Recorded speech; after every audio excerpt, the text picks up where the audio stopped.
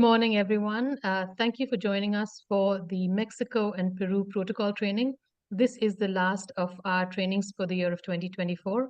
In 2025, we will begin in the month of March with training directed to Austin. Today's training is facilitated by Dr. Clark, the Professor of Communications at Austin Community College. Dr. Clark, please take the lead and all the best for your training. Thank you, Aditi, and welcome everybody. I hope you're having a nice Friday. I think we're finally headed into fall a little bit with the weather. We were just saying it's for some of us, I guess, it's sort of the beginning of a 3-day weekend. That's nice as we get into the holiday season.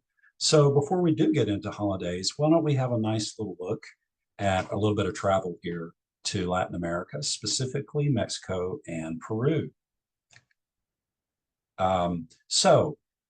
This is a particularly interesting sort of protocol meeting because we border Mexico, there are often more entrenched ideas and stereotypes about Mexico. So I thought it'd be a good idea to start with that before we dig into it, because after all, we operate from our prejudices. I mean, that's usually a darker word, but the prejudices of sort of what we assume about another place, especially when we border them.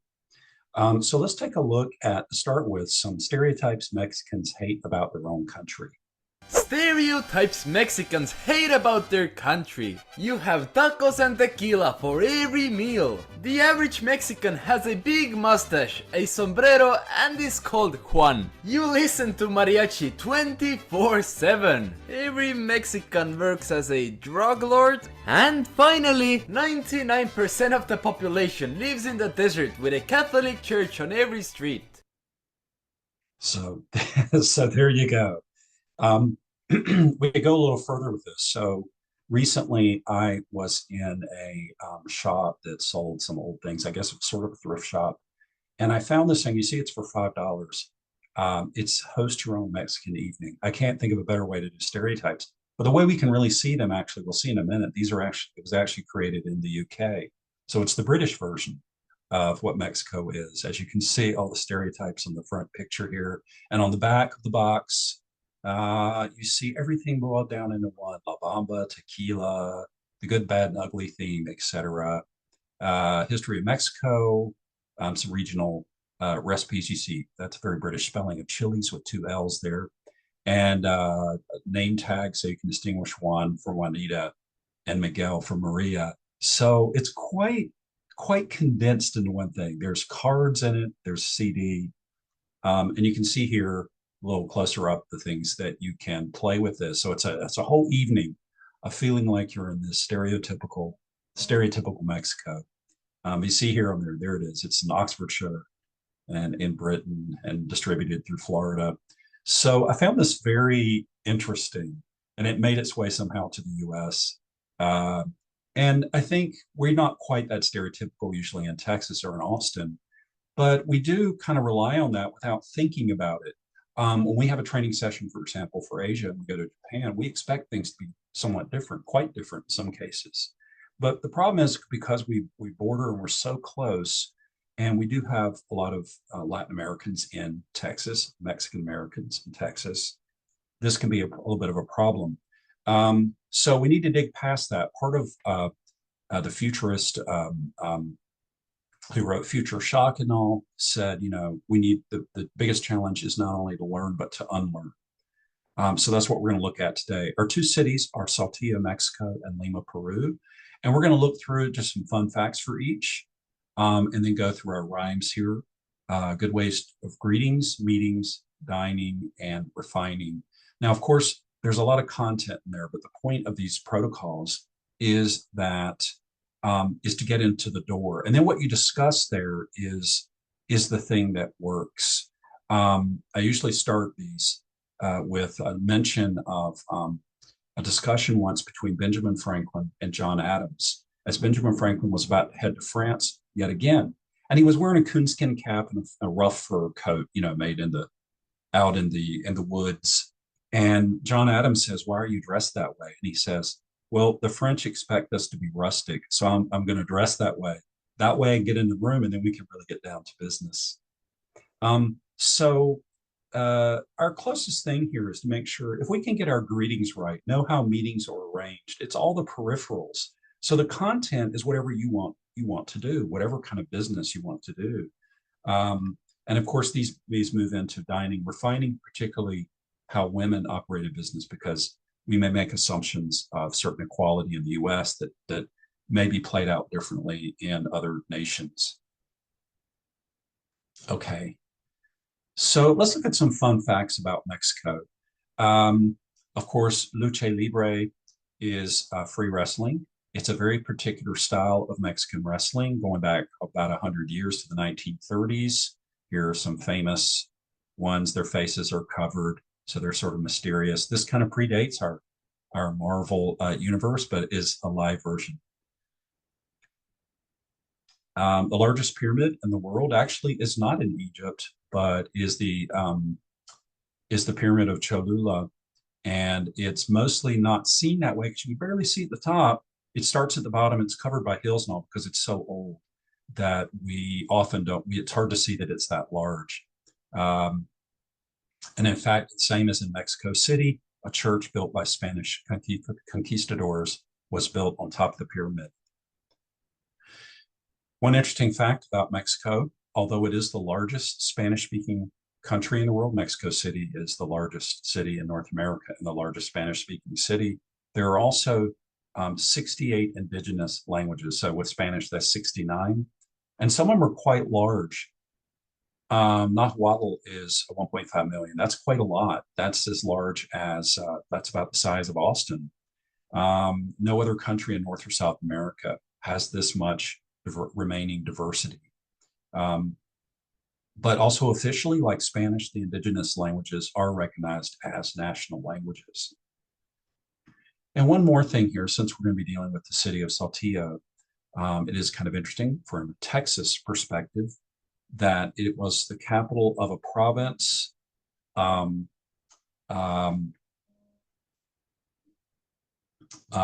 Texas from 1824 to 1836. It was a key site in the Mexican War of Independence and Mexican Revolution. And it is, in terms of industry, the Detroit of Mexico. There are many automotive industries, and interesting enough, connected not only to Texas, but to Austin, there is a Tesla plant nearby. Okay, so let's talk about basic greetings. So this is the thing. Let's say you're flying in, or you fly and you drive, or you're driven. This is how you get your foot in the door, is with your hands. So you want to make sure you get your handshakes right. These things really matter, as they do in the US. If you don't give the proper handshake, you're seen as too dominating or too weak, etc. And it doesn't really open up conversation to get the negotiations and the business you would like to get completed. So one difference is to keep in mind is that Mexico is a class-conscious society with well-defined social stratification and acceptance of preordained path in life. So there's less of a culture of rags to riches as we have in the US. In this way, Mexico is more like the very country that created that Mexican game, which is the United Kingdom or Britain, which also has a stratified society. When you shake hands, you want to shake hands and maybe give a slight bow when introduced. If you are meeting a Mexican woman, you do bow, and you shake hands only if she extends her hand first. Now, this was traditional in the US until perhaps 30 years ago. Of course, now in the US, we don't think about it. This is why you have to kind of remind yourself of this when you go, because in the US, if you were a man, you gave your hand out to a man, but you waited for a woman to give her hand out. Now that our culture doesn't do it, we've forgotten it, and you have to be reminded of that in another culture, and in this case, Mexico, or it may be seen as aggressive. You want to use for titles. That's very important too. You use professional titles with age, hierarchy differences, or first meeting. So we have words for engineer and lawyer. These are good to know. You use the respect, since there are two yous. You want to use the more respectful usted. So that's something to keep in mind. We can be very informal in not only the US, but in the South. and further defined in Texas. And that's part of our Texas protocol meeting, if you ever happen to go to that. Okay, so some other things to keep in mind are things that you may not even think about, but can cause discomfort or comfort depending on whether you do it correctly, is your style as you greet in terms of things like distance, because each country has a certain circle of comfort depending on what's formal and informal. Since Mexicans are less reserved than Americans, and they use many hand and arm gestures, but the personal distance is less than in America. So 1 to 2 feet away is fine. If you is fine, but if you stand back, as we do even in Texas and the U.S., it may be seen as a little standoffish. That's something you have to get used to. You may not realize it until you're in the situation. So I had a roommate once who was he was from Chicago, but his parents were Greek, and it's similar. When he talked to you, he would stand very close, and I realized I kept backing up, and I didn't realize I was doing it. This is what's interesting about the distance. If you're simply aware of it, and of course you just watch other people. If someone stands closer to you, just simply plant your feet, stay where you are, and you'll be just fine. Along with that, your Mexican counterparts are likely to hold gestures longer than Americans, including a handshake or squeeze of the arm or a hug. I think that plays in better if you're Southern in the U.S. and Texan, rather than if you're Northern. Friends may touch an arm, an elbow, or a leg, place an arm around a shoulder. We have a middle ground, by the way. In most Western culture, touching a clothed shoulder is fine, male or female, generally. So this shouldn't be surprising. It's not inappropriate, and it's simply a way to be expressive in a nonverbal way. Direct eye contact goes along with it. So we see the close social distance, more gestures, more touch, but also direct eye contact. There may be a prolonged gaze. This is typical of Latin, but also Romance cultures. I lived in Belgium and France, and one of the strangest things coming back to the US was realizing I should not look people in the eye too long, because it becomes second nature. But likewise, the things you've learned in Texas are also second nature, and you just have to relearn it while you're in Mexico. Okay, so just a quick guide here. Long handshake, possible hug. But the great thing about anything that involves two people, you can always let the other person lead. If they feel like they're going to hug, let them hug. Okay, some formalities, it does matter according to gender. So if it's a man and woman, there's for meeting and saying goodbye. If you don't know each other, a handshake. With two women, it's a handshake, and it could be a kiss on the cheek. And if it's two men, it's a handshake. Likewise, again, saying goodbye. If the man and a man, if you've gotten to know them enough, it could be a handshake and a pat on the back. And that is that unspoken, that nonverbal sort of expression. Let's see. Let's go. There's some images of this, so you can kind of see that in a sort of cartoon format. Now, obviously, since each person is doing something different, it's hard to follow someone's lead with this. But that's why we have the convenience of a video if you'll watch this with us. Now we're going to show you how to greet someone in a more formal situation. Maybe when you are greeting your friends, grandparents, or someone you want to show more respect to. Yeah, this is for anybody who is older than you or in a position of power that's greater than yours. First, listen to this short conversation. Then we'll break it down for you piece by piece. Doctor Fernández, ¿verdad? Sí, mucho gusto. Mucho gusto, soy la doctora Larios. ¿Qué tal? ¿Cómo? Muy bien, también. Qué gusto saludarlo. Igualmente. Que tenga un buen día. Adiós. Adiós. Doctor Fernández, ¿verdad? Sí, mucho gusto. Mucho gusto means nice to meet you. Mucho gusto, soy la doctora Larios. Soy la doctora Larios. Mai said, I'm Dr. Larios. When you're meeting someone for the first time, you can say soy, and then your name, or me llamo, and then your name. They both mean I am. Me llamo literally means I call myself. ¿Qué tal? ¿Cómo está? ¿Cómo está? Notice we used ¿cómo está instead of ¿cómo estás? This is an important distinction. You should always use the ¿cómo está form in formal settings. Muy bien, ¿y usted? Muy bien means pretty well. This is another common way to answer the question, how are you?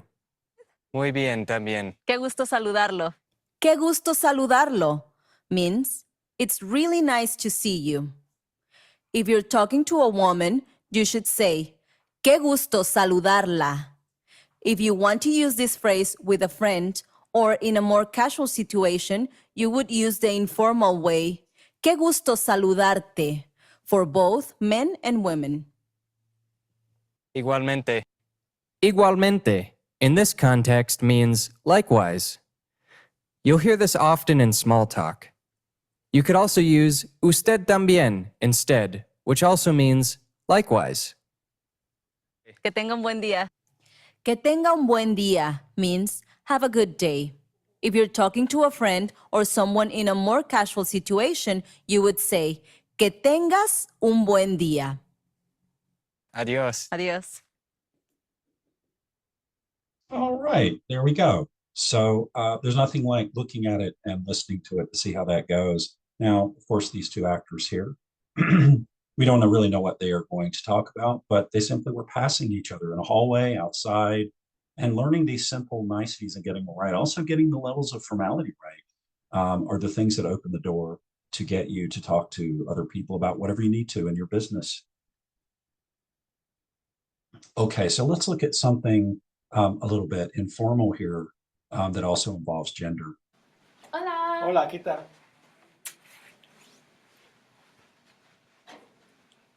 Hola, ¿cómo Hola. estás? Bien.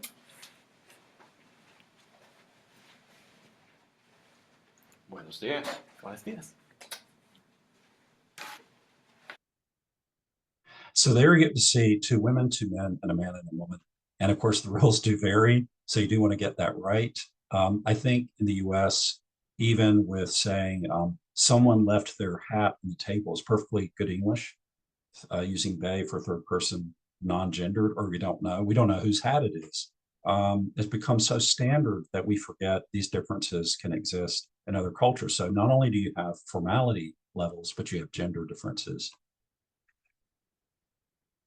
I found this pretty interesting. Here is practicing with the Minister of Mexico's Minister of Tourism. There's no sound in this, but you get to see the action.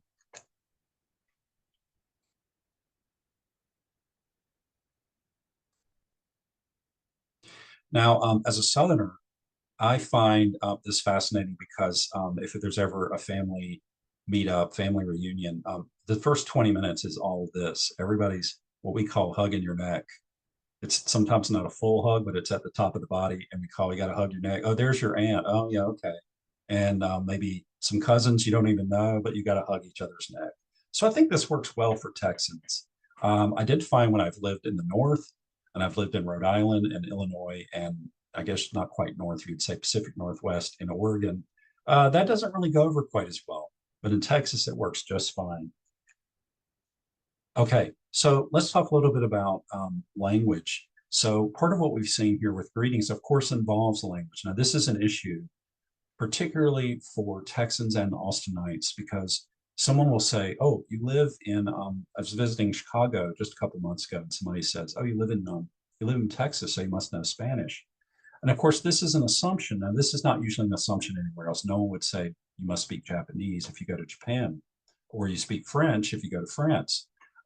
So with all the crossover between Mexico and the US, of course, a lot of mid and high level government officials, business executives do speak English, speak it fluently, speak American English, not British English, because they're often US educated.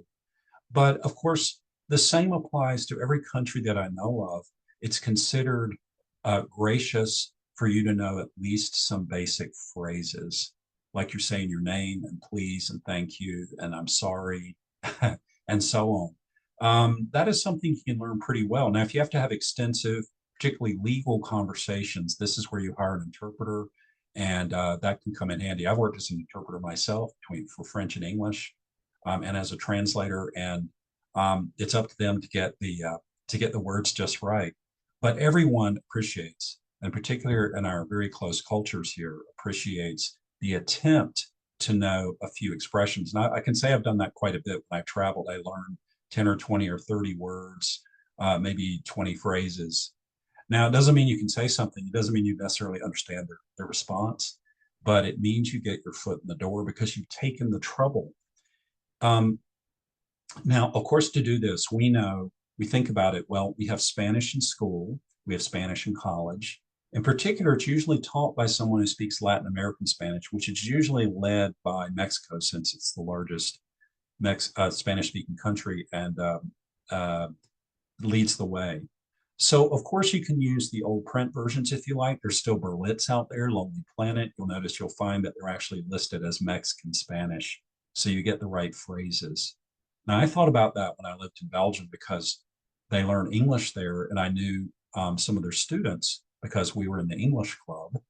And one had chosen to speak American English and the other British English, and it was confusing sometimes because she used words that she'd learned that were British that I didn't know what she was saying, but plus with a Belgian French accent, which is Walloon. They were Walloons. It was very interesting. But of course, today we have our phones. We're very portable. And I know there are a lot of programs. Now, one of them, of course, is Duolingo. Now, the founder said it would always be free, but there's two tiers now. There's free and there's pay. And it's pretty good because you can check your pronunciation. It uses text and images. And that is just fine for getting those basic phrases and knowing how to respond to them. I think the feature of being able to record your brief spoken Spanish and then comparing it to the ideal version is a great way to go. Now, there's also, you can go a little step up. You see on the right here is Mango. It's a nice program. Now, it's a paid program. But for example, if you're in Austin, download the app and you go into it, it'll ask for your zip code. And if you have an Austin Public Library card, it's free. It's paid for by the library. And it has a little more going on there. And of course, there are extensive areas. I will tell you one that didn't work for me. I went to the Indian market in Santa Fe one August, and it's the largest gathering of, and they do say Indian tribes in the U.S. And as I'm originally from North Carolina, I tried to learn some Cherokee phrases. It's the first written Amerindian language by Chief Sequoia, for whom the tree is named. And I learned a few words, and I got there, and they didn't understand me because of the Trail of Tears. The ones in Texas and Oklahoma, they speak Western Cherokee, and it's not related to Eastern Cherokee now. So it was for nothing, but they appreciated it. I had a nice conversation from that. So it's just to get your foot in the door, even if it precedes someone in English from there. So of course you can learn other languages this way, but here's a way to be portable and to do it for very low cost.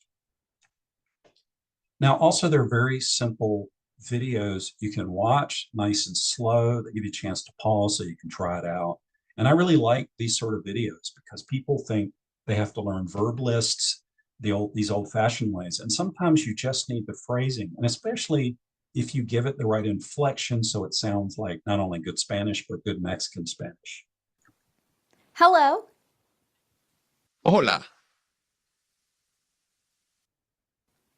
How are you? ¿cómo estás? I'm fine. Estoy bien. And you? ¿Y tú? I am a little tired. Estoy un poco cansado. Do you speak Spanish? ¿Hablas español?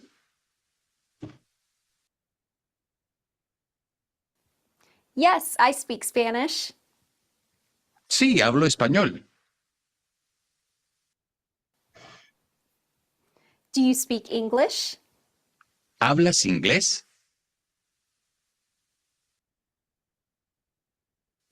Yes, a little. Sí, un poco.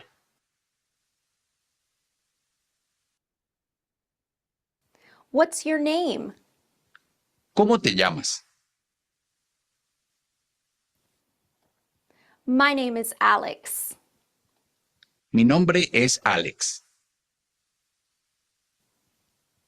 Nice to meet you.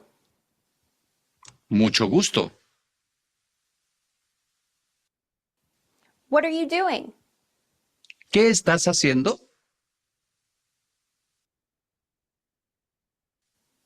Nothing. Nada. Are you free? ¿Estás libre?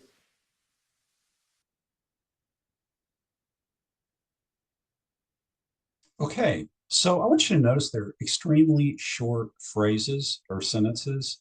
But I would argue that if you have a little time, instead of trying to learn the larger structure of, say, Spanish, especially if it's Mexican Spanish, it's better if you can learn short phrases and say it with a good accent. People will be surprised. Just as somebody came up to you, say you were in Germany. Now let's make it more unlikely, maybe Japan, and spoke rather fluent, short phrases, not many of them, but spoke Texan English, right? It would turn your head. It opens the door, right? So I really like this style. Our new apps do this in these videos like this, where you learn the basics. And notice one of them said, "I'm a little tired." That might be a good phrase to use if you really feel like you can't continue with a long meeting and need to get back to your hotel. Maybe just that little extra flair in Spanish will help you out. This can be quite charming. I remember being in Britain once, and in a guest house, and the proprietor was talking about Texas, and she mentioned Edinburgh, which is interesting because in Scotland they have Edinburgh, but she knew that in Texas, toward the border with Mexico, it's called Edinburgh. And that opened up a conversation right there, just because she took the trouble to know that it was spelled slightly different and also pronounced differently, right? So this makes a big difference. Learning simple phrases. Now, it doesn't always mean you understand the response or how to follow, but by saying at least a little, look at this one, for example, in Spanish, it's only 2 words. Get the sounding right, and you're going to open doors. Okay, so let's talk about how gestures work. So one of the things is we talk about language that is verbal, that is means it has symbols, but the nonverbal is everything else, of course, tone of voice, etc., but also what you do with your arms. So urban Mexicans tend to use more hand and arm gestures. Indigenous people, wherever they are tend to be more reserved around Americans and urban Mexicans. So there is slight different symbols, symbolic language used that goes a little beyond gesture. The holding up of an index finger and curling it up and down is yes, shaking the head from side to side. And I'll show you that in just a second. This can help a lot. I mean, you may be tired. The fact that you've learned things that you do not learn necessarily in a Spanish class is quite a lot of help. Just little things. You may know if you go to Europe, for example, 1 is often with the thumb, 2 is with the index finger. We do the thumb last after we do the other 4. Little things like that open that door just a little because you took notice of it and you learned it. Okay, you can make a chopping motion that you want to share something, and you may nod out of respect rather than agreement. We kind of do that if we're listening. We do this. It doesn't mean yes. It means understand. You got it. So let's take a look at this. A quick reminder, there's only one way to do this, and it's to actually see it.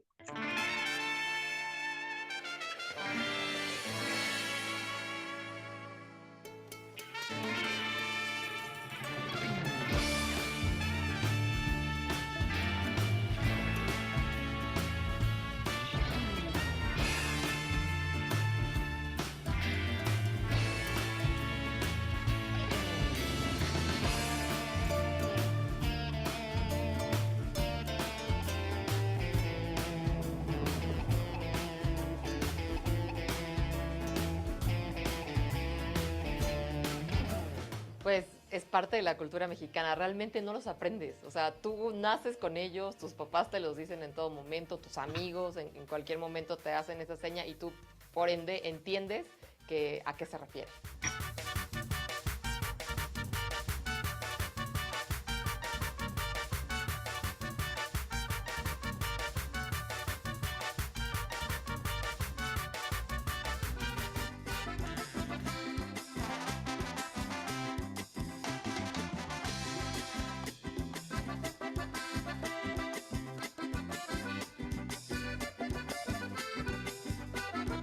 Cuando he viajado, normalmente sí acostumbro si me dan el paso o cuando algún taxi me deja hacer la seña de gracias o ese tipo de cosas, permíteme un momento, y en muchos de los casos no te entienden. La gente se queda como extraña, como qué me está diciendo, pero es parte de nuestra cultura y usualmente lo hacemos.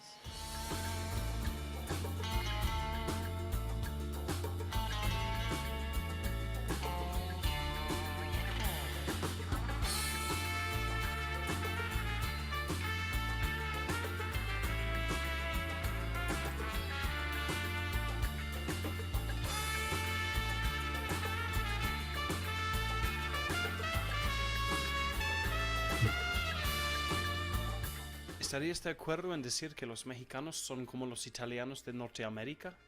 Menos guapos, pero estoy de acuerdo.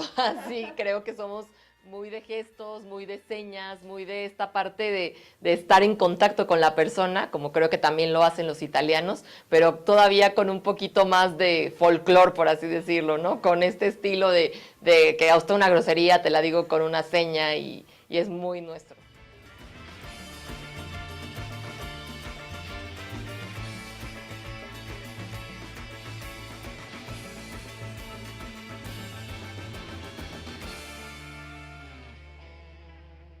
So this is a very nice way to integrate yourself a little bit into a culture. So I'll say from my own experience, I've passed for maybe 12, 15 different nationalities.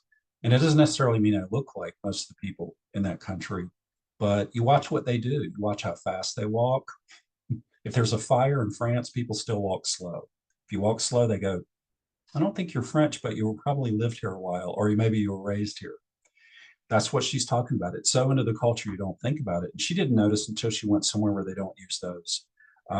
So if you learn a few of those, not only can you use them, but if somebody thinks you don't understand them, you're getting an idea of what's going on in that conversation and say in that business meeting where somebody wants to be expressive and not say something out loud, you'll have an idea of what they're saying. And one last caveat, of course, gestures are not universal. So some of theirs may mean something else to an American or a Texan.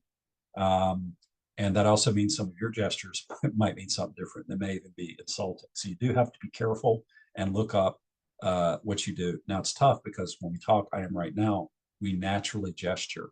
And it's important not to adopt any, use any gestures that might be taken the wrong way. Okay, so let's talk about attire.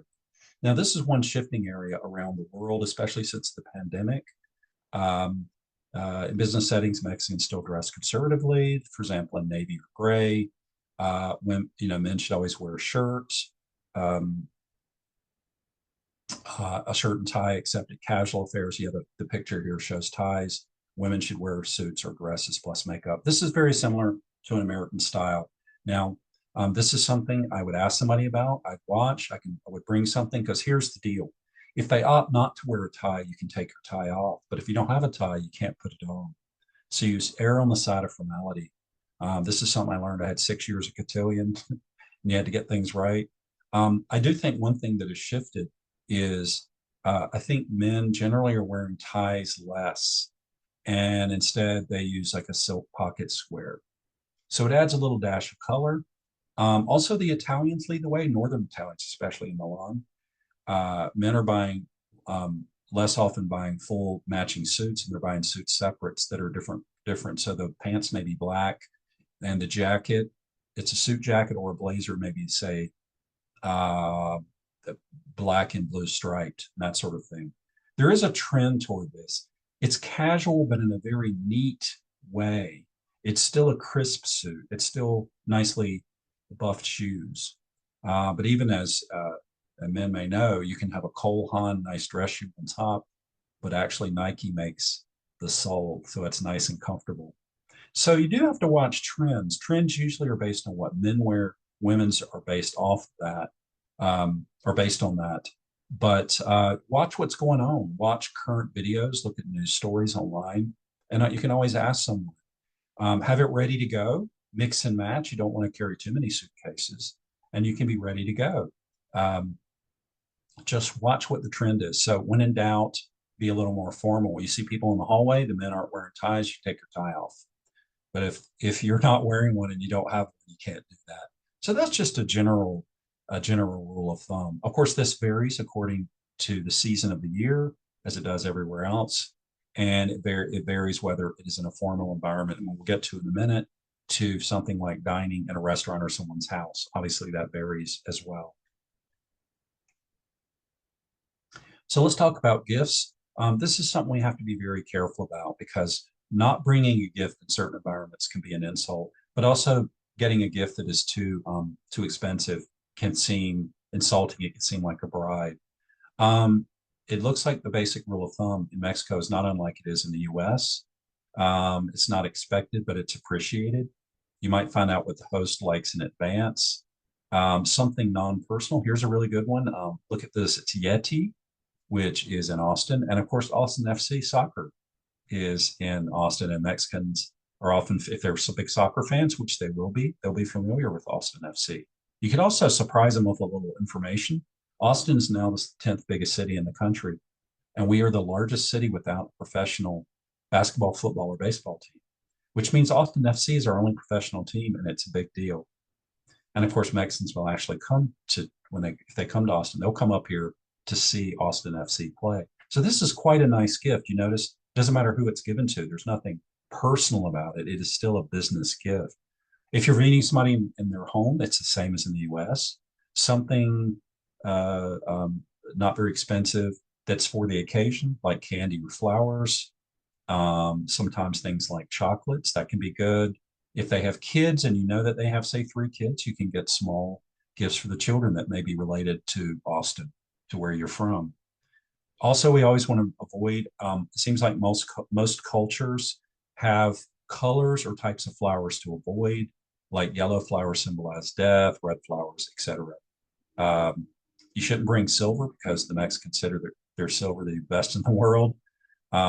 We do that too in the US, right? You would never bring somebody white lilies, because those are usually for funerals. So we do the same thing. You just have to check, just Google it. But the point is, you don't have to know those things. If you go to a flower shop, ask what's appropriate for someone's dinner at someone's home. Okay, so just quick, not extravagant. Be careful with marigolds or red flowers, because that can symbolize other things. Okay, let's talk about socializing.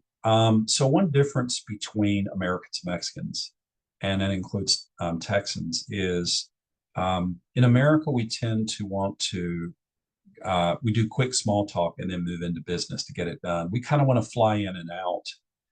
But Mexico follows more of a tradition of Latin countries and Romance countries in Europe, where you sell yourself first. Is this somebody we want to do business with? So there's more long socializing. You might want to book a longer trip, get those flights further apart, because they want to know who you are. Now, with younger generations, since the US, Mexico, Canada trade agreement of 2020, which replaced NAFTA, they tend to be more American in style, with shorter socializing and quicker to get to business. So let's talk about American directness versus the Mexican tactful phrasing. Americans, of course, are less effusive in emotional expression. We tend to be more like Northern Europeans, Germanic people in terms of our culture and history. When we say yes, it means yes. When we say no, it means no. And oddly, though, we tend to be less formal in emails. Our emails tend to match our everyday conversation.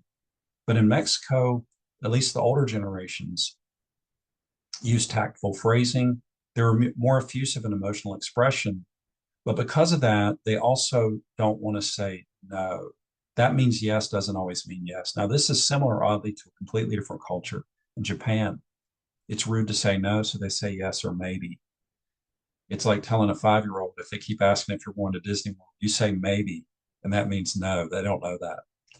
But oddly, when it's not where they can gesture and talk to you individually or in a group, in email, they tend to be more formal. But again, younger generations of Mexicans might be more direct. If they begin a negotiation or a conversation, they might just say, no, thank you, we're not interested. This is where, with the younger generation, that US and Mexico are closer together in the way they interact. Also, there's consideration of bigger cities like Mexico City, the biggest city. I think it's third biggest in the world, but biggest in North America, definitely the biggest in Mexico, compared to Saltillo, which is about the size of, if I'm not mistaken, in the metro area is about the size of Austin. In the big cities, there are more connections with family names, and family clans do business together with larger companies. This is a way that they can bypass the conversation to see if they want to work with you because they know your family. Oh, okay, I've worked with your family before, we're good. But of course, at the level of Austin sister cities, that's not as much of an issue. So you're going to be just fine in Mexico City. In Saltillo, it's they're flexible with what count as family clans or just families. But it will help getting to business quicker because they already know that the name is established, the family name, and that way it's like working with the big fish in a small pond. Small in terms of being not Mexico City. So this is very interesting contrast. Big cities may be more progressive in a lot of ways. Their culture is because of simply the intermix of various cultures. But when it comes to business, it's in the reverse. Bigger cities are more settled with certain family clans, and smaller cities are more open to those that they're not familiar with. Okay. So let's talk about punctuality. This is always a big thing because you want to know when to get on the road or to take a taxi or an Uber. Well, of course, we're expected to be on time for meetings, but your Mexican counterpart may be late or keep you waiting. Of course, if it's in Mexico, it's not really late, it's normal, and you're just early. So when that is, means punctual is about 30 minutes after a scheduled meeting. And even then, you can expect a few minutes of small talk before getting down to business. Now, I can tell you, I teach small group communication. And when there's a whole semester of teams working together, they keep logs, and teams simply don't work without the small talk. This is just the nature of small talk in general for small groups. People want to know who they can get along with so they can get down to business. It's not simply walking up to an associate in a store and communicating about business. But even then, we often do. It's like, hey, is it raining out there yet? Oh, yeah, I think it just finished raining, but it looks nice. We do that even with people we don't know. We only have minor conversations with. That is a very Southern thing, however, not quite so American. That doesn't float very well in New York City. But here's the deal. Even if it's 30 minutes late, it's better that you wait. Why not? You can catch your breath, look over your notes, cool off a little bit. That's just fine. You can read something on your phone. Better that you get there on time and wait than the other way around. Okay. So you will be judged for certain things.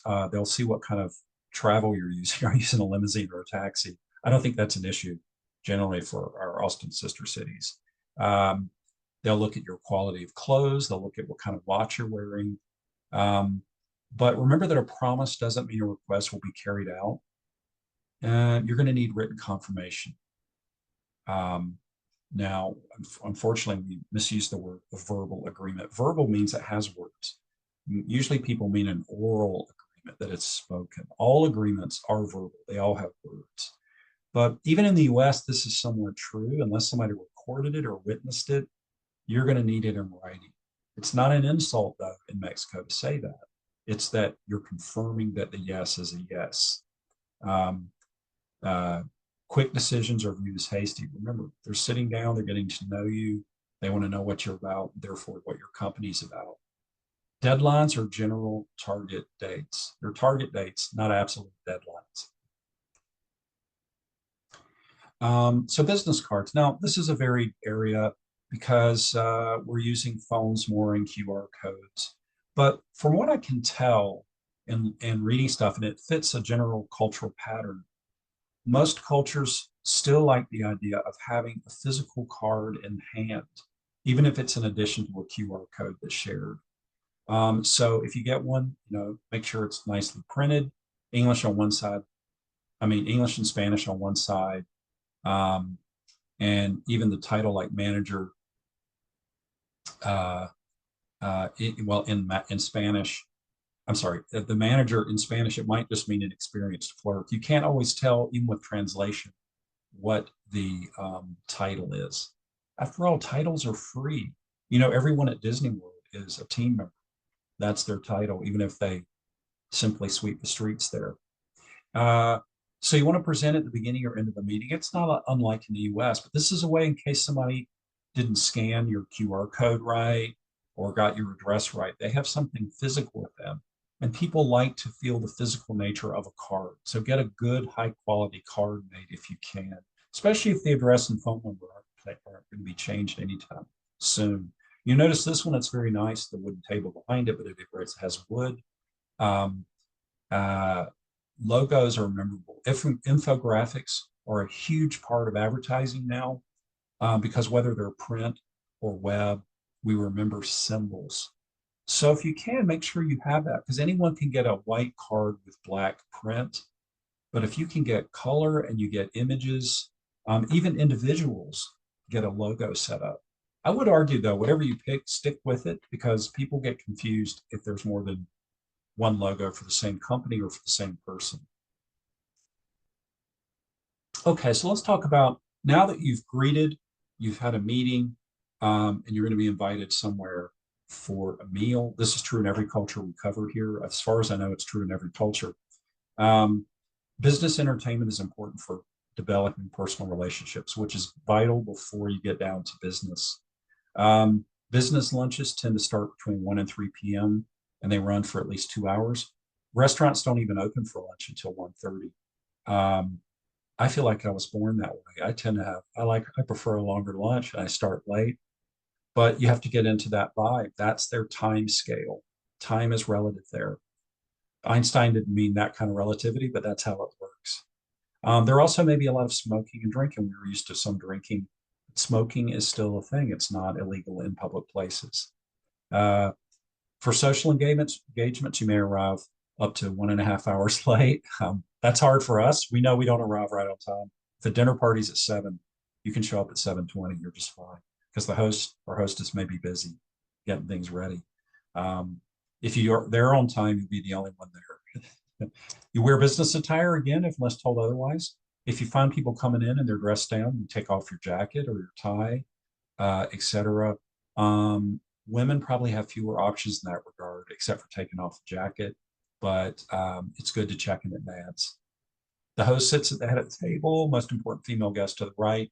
Now, these complicated things tend to shift over time. This is something you're going to look up right before you go. I wouldn't just trust any list you see.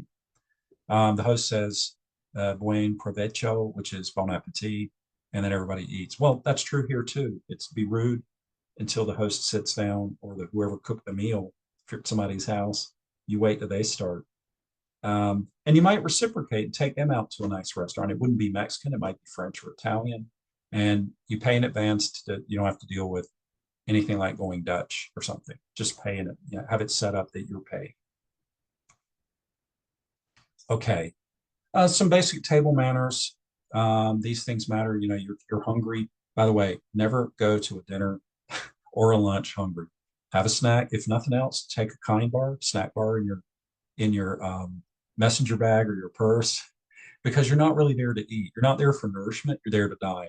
You're not there to drink. You're there to toast.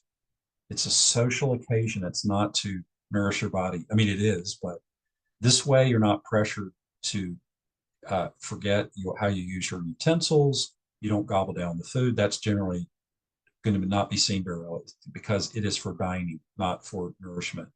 Hands remain above the table, fork in the left hand, knife in the right hand. We usually switch, but you don't in Mexico. And when you're done, you leave them the knife and fork on parallel on the right side of the plate. That's what I do too. We do this in the US, depends on where you are. And you want to leave some food on your plate. Now, what this means is actually chefs will look to see what food is left. That means that's not a popular dish. But if you eat all of it, it means you ate it just because you're hungry. So you always leave some on your plate. Okay. Just there, we've covered this a little bit. Tips. Of course, use your hands for tacos. etc. Okay. So let's just look at manners here, if you would, just very briefly.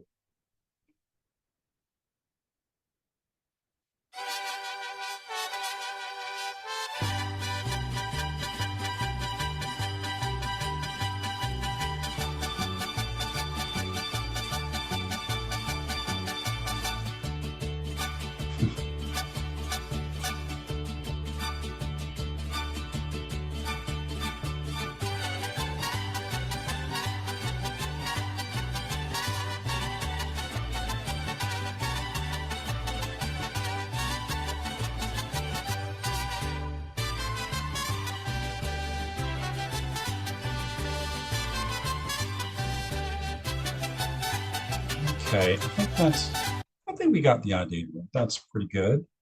Just review these sort of things before you go so you can get your body to move the right way that is proper for the culture. Just a couple of things, one more thing, refining women in business. Mexico does have a machismo culture. It is a patriarchal culture. So a lot of businessmen will not have a lot of experience with women in positions of authority. So you want to show competence, skill, and authority. Talk and behavior considered sexist here is not necessarily Mexico. Now, this fits exactly with Romance culture in Europe, Southern Europe. So if you're in France or Spain or Italy, et cetera, or the French part of Belgium, there could be flirtation, but you just take it with a, and let it go. But make sure you point out that you are a business professional, but you happen to be female. Okay, now let's move to our second country, if you would, is Peru. And I'm just going to go show you a little bit of this about Peru and stereotypes. Now, Americans and Texans don't tend to have as many stereotypes about Peru because we don't really know as much about them. They don't border us. They're not as big. Peruvians are always late. Yeah, that's true. Completely true. Yeah, that's one of my worst flaws. Like, I need to improve on that. It's always my excuse. Yeah, I'm Peruvian, I'm late. Sorry. Like, we're gonna meet at 8, like you start getting ready 10 to 8. You get out from home at 8. That's so true. Peruvians love waiting in line. No? Well, not really. We always cut the line. Yeah, we always like try to sneak in, not to make the line. We always get always shout find out for that. Yeah, always find somewhere too. Okay, so there's a list here of these. These are kind of important though. We don't think about it. In some cultures, it is normal to cut in line. If you do that in the US, you're going to get some strong words or actions, right? These seem like small things, but this is what makes sure that you can slip through, get through that door, and get the business done. Oh, just some fun facts. Pink dolphins live only in the Amazon River Basin, and they get gray as they get older. A guinea pig is a local delicacy. This is one thing people do know about Peru. Usually it's served complete with the head, legs, and eyes. And the Uros Islands are made of floating grass. This was just recently a Jeopardy question, in fact. It's the Lake Titicaca is the highest lake in the world. So this makes it even a little bit higher. And Lima, Peru has 3 of the top 10 restaurants in the world. So it's not Mexican cuisine. It is specifically Peruvian, including Maido. This restaurant is a fusion of Japanese and Peruvian. So they have fusion there as well. Okay, so let's take a look here. Now, a lot of these things are similar to what we've seen in Mexico. You want to shake hand lightly and use direct eye contact. On first meeting, you greet the top level executive first. It's probably the first person in the room. That's not unlike here. But again, yes, if you shake hands here and you don't give eye contact, it seems a little devious. So some of these things are not only similar to what we do, but what we've already seen with Mexico. You use formal titles like señor, señora, señorita. If you're uncertain of marital status, you simply use señora. Formal title and first name. So you might say Señor Fernando rather than Señor and the last name. Again, Peruvians are less reserved in distance and style. They use more hand and arm gestures. They have less personal space. They routinely touch another person's arm or back. We do that too. as Southerners, not so much just Americans, but as Southern Americans. There's physical contact, someone of the same gesture, again, on someone's shoulder, and that is generally accepted across the West, as long as it's clothed shoulder. Direct eye contact, but you got to get the timing right. If it's too long, you need to divert your gaze and then move back. So there's a sweet, the middle spot, not too short, not too long. So the abrazo is a handshake and hug between men, or a hug and a kiss between women. But among not so close family and friends, a kiss on the right cheek.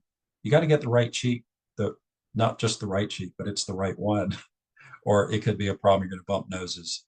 And post-pandemic, often there's a handshake. These are things you want to look up because this shifts since the pandemic.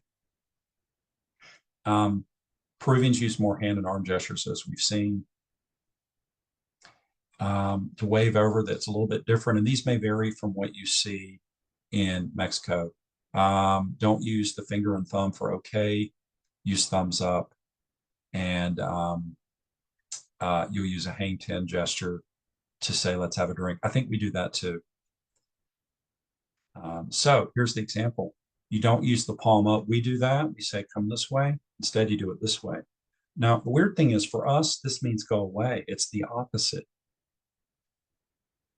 So this is a pretty interesting, very uniquely sort of Peruvian lip gesture. Did you hear where this happened at, or what? Hey, right over here, they said, no, right here. That's pretty good. I've actually seen Americans do it too. If your hands are full and you want to point, you may use your chin, point it up, and your lips may go out, and your lips take the place of fingers. Okay. So again, men may dress conservatively, navy or dark gray, shirt, tie, and jacket, and women again in suits or dresses plus makeup. And again, this may be shifting. You got to check. Are we going the Italian route, mixed tops and bottoms, and no ties? Again, gifts, they're not necessary, but they're appreciated. Small gifts, so it doesn't look like, well, a bribe. It could be a good quality liquor. Small gifts for children only if you know the family well enough, because in business you wouldn't necessarily know even if they have children. You want to avoid sharp gifts because that implies you want to sever ties. So don't give someone a knife or scissors. I can't imagine somebody giving someone scissors, so I find that amusing. Punctuality, these are things you want to look up. Americans might arrive a little earlier than their Peruvian counterparts, but you want to be a little early and be careful about hard selling. Again, it's a little lighter, a little slower, a little more informal. Business cards again, all in Spanish. The position may be listed in English. You see here, it's in Lima, Peru, but it says account manager. And you do it at the beginning or end of the meeting, just as we would in the US, not in the middle. Maybe it's like, nice talking to you, by the way, for further contact. You give them your card. Again, business entertainment is for developing personal relationships. You should wear business attire, unless you know, err on the side of formality. Again, the host sits at the head of the table, hostess on the other end, and that sort of thing. You do have to be careful about formality if you're in rural areas. After all, Peru is the only country in Latin America where Quechua is spoken. It's the only indigenous language, Amerindian language, that is spoken as much as Spanish. It's quite unique, so that means the culture is maintained as well. So you might use the formal usted. Formalities again, placement of hands above the table. These are the same we've seen with Mexico. Leave the knife and fork pointed at the 10 position. Well, I think we do that in the US as well. Leave food on your plate. Okay, let's talk about refinement here. This is a little different than Mexico because 30% of Peru's entrepreneurs are women. It's the highest in Latin America. It likely comes from the large indigenous influence of the Quechua. Fewer in Lima, where business is more conservative because it's a big city. But generally, women have generally lack equitable access to capital networks and education and training. So the businesses tend to be smaller and home run. it's rude to turn down an invitation to join someone at their home because that's only for establishing a business relationship. Okay.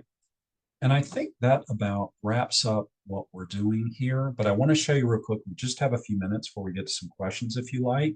I just wanted to show you some of the background of this. Gerda Hofstede, a Dutch researcher, came up with 6 cultural dimensions that distinguish roughly 192 countries around the world.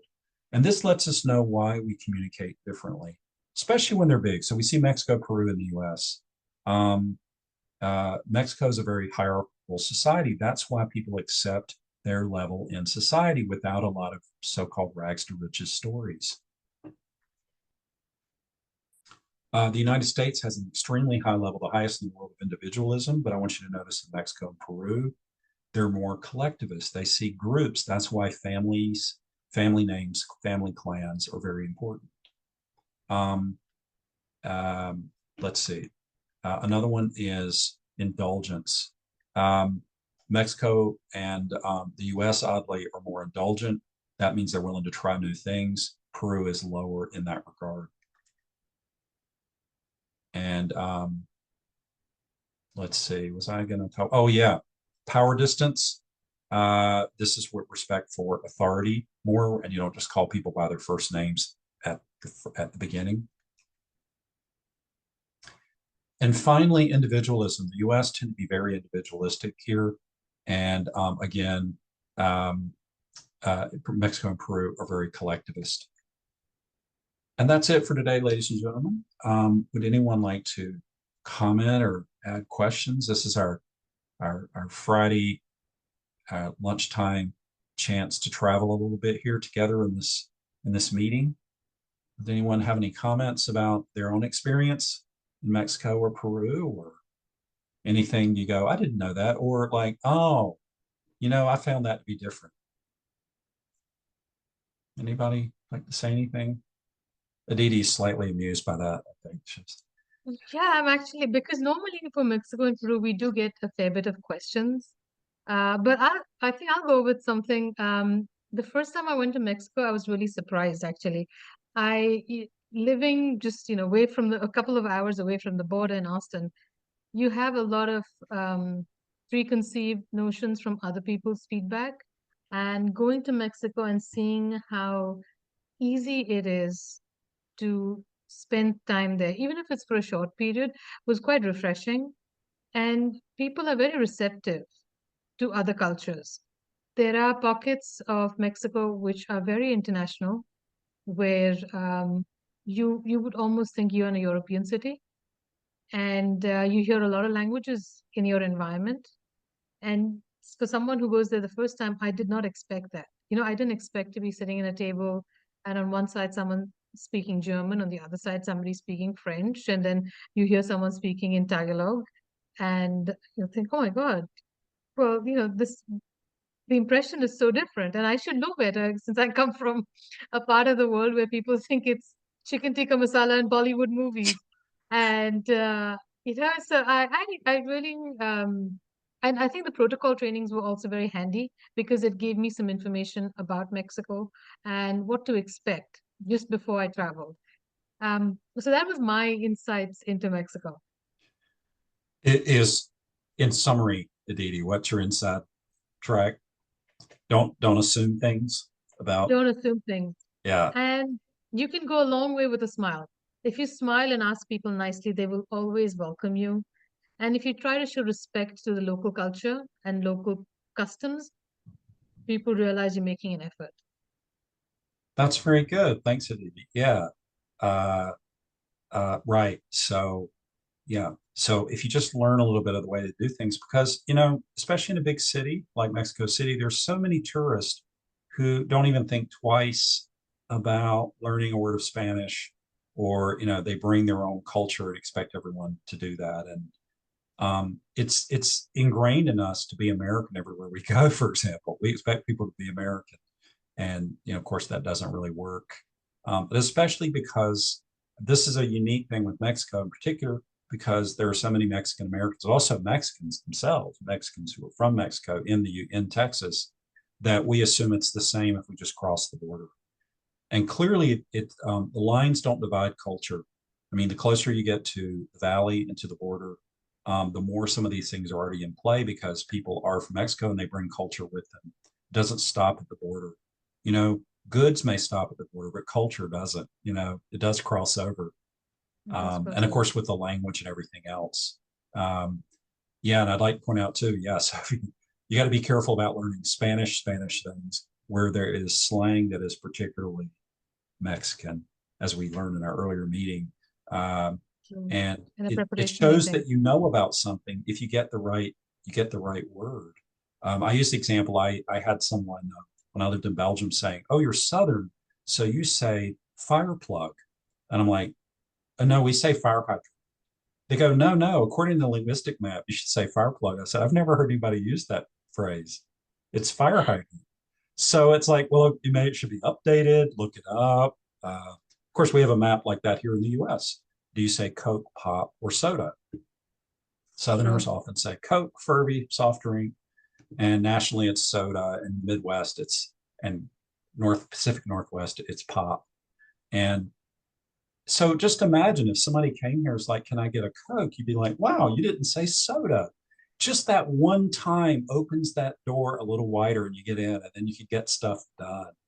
You know, you're not just bumping into everything. The light is on, you're not bumping into furniture and you're getting something done. I think that's great. But again, probably our two most unusual countries in all our training are the United Kingdom or Britain and Mexico, because one is like us very culturally, but in another continent. In Mexico, very different in culture in many ways, being a Latin culture or Romance language culture. But being right next door, we take for granted that Mexicans are going to be like third generation Mexican Americans in Texas, and that's not true. In fact, I routinely have students in class say one of their goals is to learn Spanish, and they are Mexican American, and they don't know a word of Spanish. People go, dude, you don't know Spanish? Like, no. My parents raised me to speak English, so no. Interesting. Yeah. Anyone Wonderful. here? So we don't have any questions in the chat, Dr. Clark. So I think we are good to wrap up the final training for 2024, and we will have the calendar out for 25 very soon. I think we'll have some exciting changes coming up, which I think our viewers will enjoy. But with that, I'd like to thank all our guests for joining us today, and you, Dr. Clark, for doing such a fantastic job of explaining culture and making it sound so effortless.